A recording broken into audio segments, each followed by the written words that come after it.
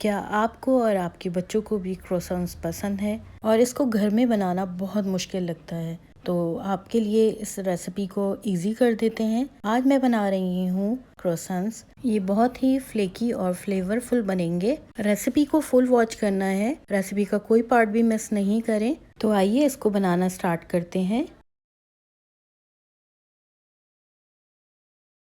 तो recipe start करते हुए सबसे पहले हमें एक बाउल में ले लेना है 3/4 कप वार्म वाटर। इसके बाद हम इसमें डालेंगे इंस्टेंट ड्राई ईस्ट 2 टीस्पून।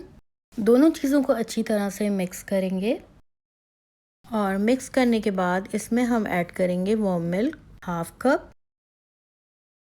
इसको भी अच्छी तरह से मिक्स करना है और हमें इस तरह से मिक्स करना है कि यीस्ट हमारी अच्छी तरह से इसमें डिज़ोल्व हो जाए।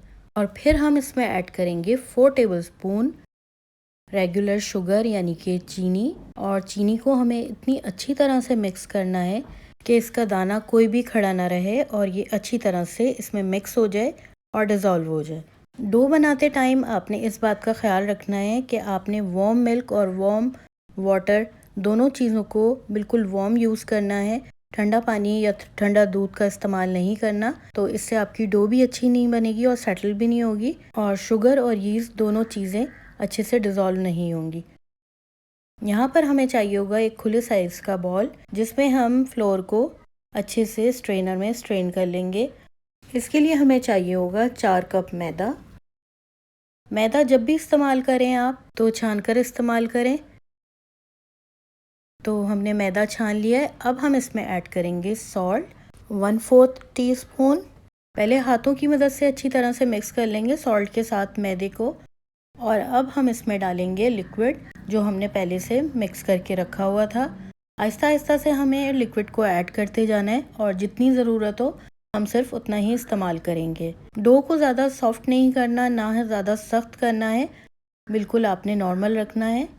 डो को मिक्स करते टाइम इसमें हम ऐड करेंगे 4 टेबलस्पून अनसॉल्टेड बटर।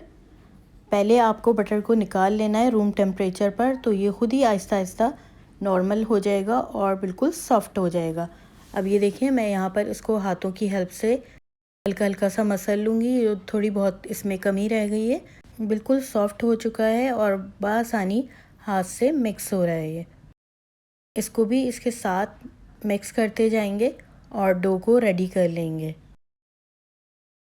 डो को मैंने रेडी कर लिया है। अब मैं इसके ऊपर थोड़ा सा कुकिंग ऑयल ड्रिजल कर लूँगी और इसको ब्रश की हेल्प से चारों तरफ से लगा दूँगी। डो को कवर करने के बाद इसको हम रखेंगे 1 घंटे के लिए किसी भी वार्म प्लेस पर।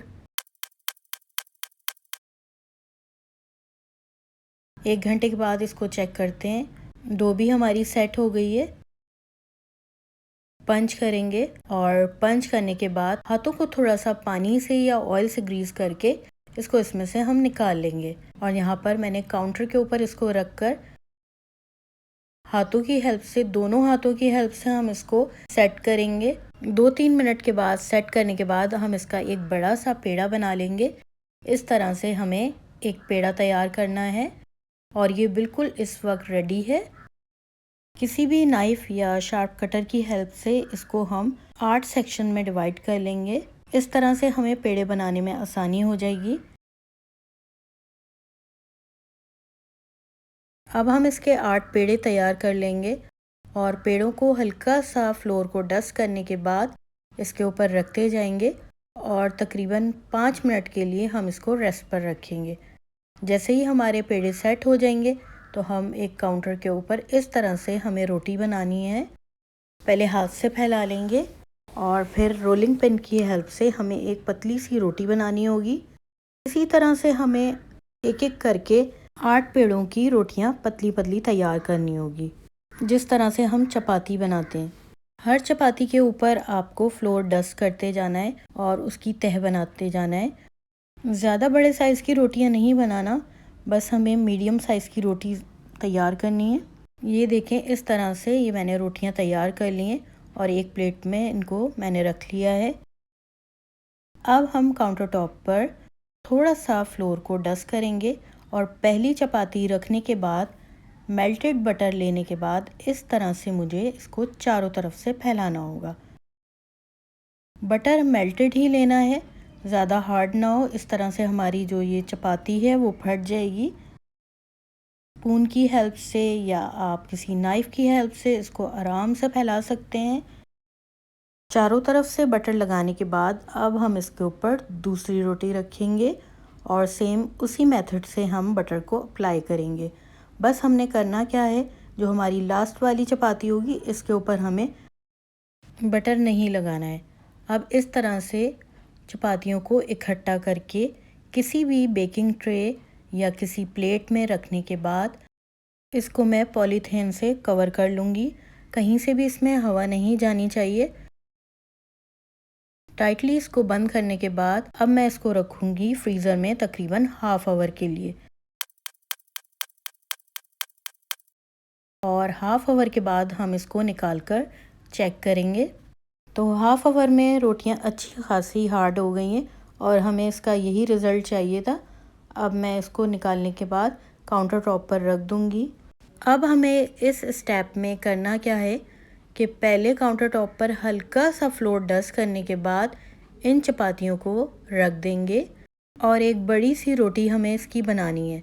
रोलिंग पिन ले लेंगे और रोलिंग पिन से इसको इस तरह से पहले आहिस्ता आहिस्ता से हमें सॉफ्टली फैलाना है और चारों तरफ से हम इसको फैलाते जाएंगे। बहुत अच्छी तरह से हमें इसके किनारों को पतला करना होगा क्योंकि हमारा क्रोसन बहुत लेयर्ड और सॉफ्ट बनेगा। अगर हमारी चपाती बिल्कुल सही बनेगी, एक बड़ी सी चपाती हमें तैयार करनी होगी। बड़ी सी रोटी तैयार करने के बाद इस रोटी को कटर की हेल्प से मैं 4 पोर्शंस में डिवाइड कर दूंगी। यहाँ पर मैं वीडियो में नहीं दिखा सकी आपको। इस तरह से एक पोर्शन मैं आपको दिखाती हूँ।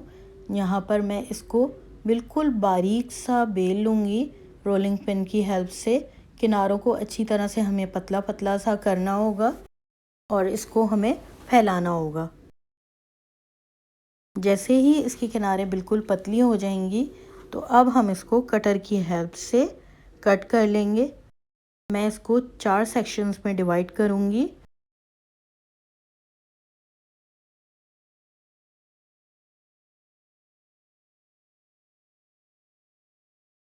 इस तरह से हमें पतले पतले कोन की शेप में इसको कट कर लेना है।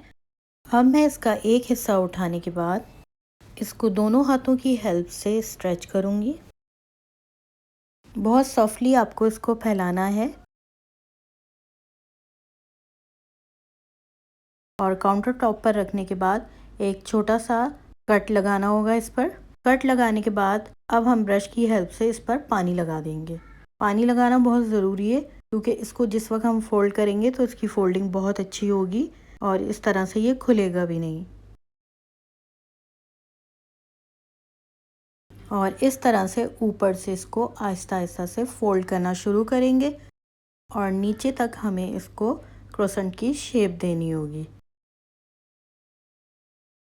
तो ये देखें हमारा ज़बरदस्त सा क्रोसेंट रेडी है। सिर्फ अब हम इसको बेक करेंगे। सेम वही शेप आएगी और वैसे ही कलर आएगा। बस इसी तरह से आपको सारे क्रोसेंट रेडी करके रख लेने हैं। यहाँ पर मैं इसके ऊपर एग वॉश लगाऊंगी और एग वॉश लगाने के बाद बेकिंग ट्रे में बटर पेपर लगाने के बाद इसको बेक करेंगे। और बेक करने के लिए मैंने इसको 20 मिनट्स दिए थे और मैं इसको ओवन में बेक कर रही हूँ। और ये हैं हमारे ज़बरदस्त से बेक क्रोसेंट्स। इसको मज़ीद फ्लेवरफुल बनाने के लिए यहाँ पर मैं आइसिंग शुगर को स्प्रेड करूँगी इसके ऊपर। और अगर आपको इसका मज़ीद फ्लेवर बढ़ाना है तो आप सिनेमन पाउडर भी डाल सकते हैं इस पर। क्रोसेंट दरअसल फ्रांस में ब्रेकफास्ट के तौर पर खाए जाने वाला ब्रेकफास्ट है और वहाँ पर बहुत ज़्यादा इसको पसंद किया जाता है। तो आप इस रेसिपी को एक बार ज़रूर ट्राई कीजिएगा और रेसिपी पसंद आ जाए तो मुझे कमेंट बॉक्स में एक प्यारा सा कमेंट कर दीजिएगा। मेरे चैनल को ज़्यादा से ज़्यादा लाइक करें, सब्सक्राइब करें और अपने फैमिली और फ्रेंड्स में शेयर करें। मज़ीद अच्छी अच्छी रेसिपीज़ के लिए आप मेरे channel cut and cook 1, cut and cook 2 और इंस्टाग्राम पर भी मुझे फॉलो कर सकते हैं। अपना बहुत सारा ख्याल रखिएगा। मिलते हैं एक और नई रेसिपी के साथ। अल्लाह हाफ़िज़।